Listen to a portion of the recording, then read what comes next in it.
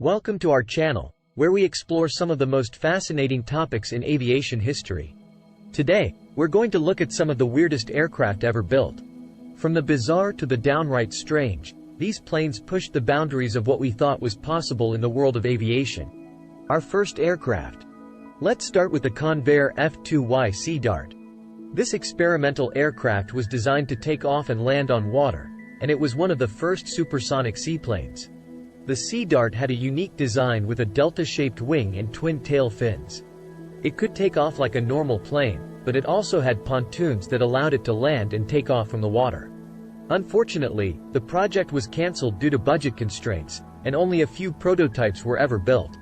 Second aircraft. Next up is the Caproni CA.60 Noviplano.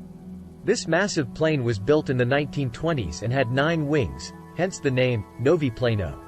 It was supposed to be the largest plane in the world at the time, but unfortunately, it never made it past the prototype stage. During its first test flight, the CA.60 crashed into the water, and it was never rebuilt. Third aircraft.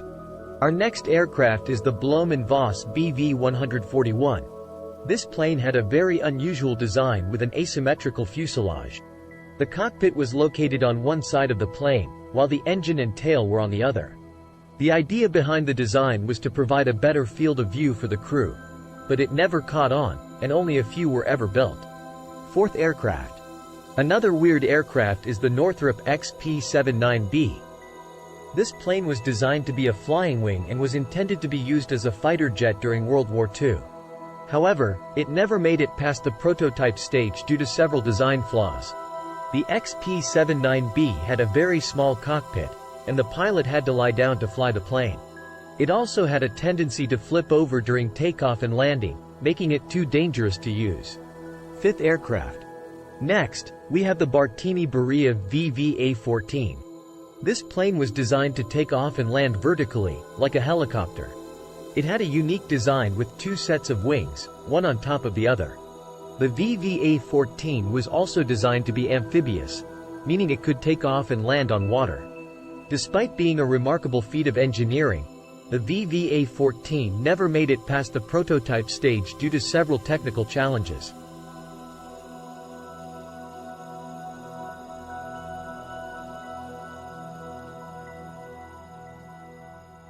Sixth aircraft. The Hughes H-4 Hercules, also known as the Spruce Goose, was built during World War II and was the largest aircraft ever built at the time. It had a wingspan of 320 feet and was made entirely of wood due to wartime metal shortages.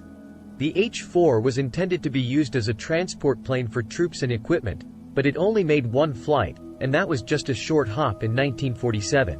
Despite its impressive size, the H-4 was never put into service and is now on display at the Evergreen Aviation and Space Museum in Oregon. Seventh aircraft. NASA AD-1 was an experimental plane built in the 1970s to test a new concept called oblique wing technology. This design allowed the plane's wings to rotate during flight, giving it better maneuverability and efficiency. The AD-1 was a small plane, with a wingspan of just 20 feet, and it was flown successfully in over 450 test flights. However, the concept was never adopted for commercial planes, and the AD-1 is now on display at the Smithsonian National Air and Space Museum. Eighth aircraft. Our last aircraft is the Horten Ho 229, also known as the Flying Wing.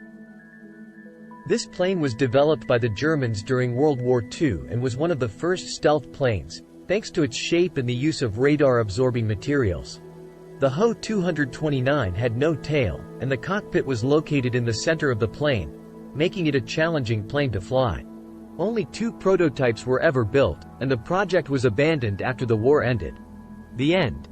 And there you have it, 8 of the weirdest aircraft ever built. These planes may have been strange, but they all played an important role in the development of aviation. Which one of these planes would you like to fly?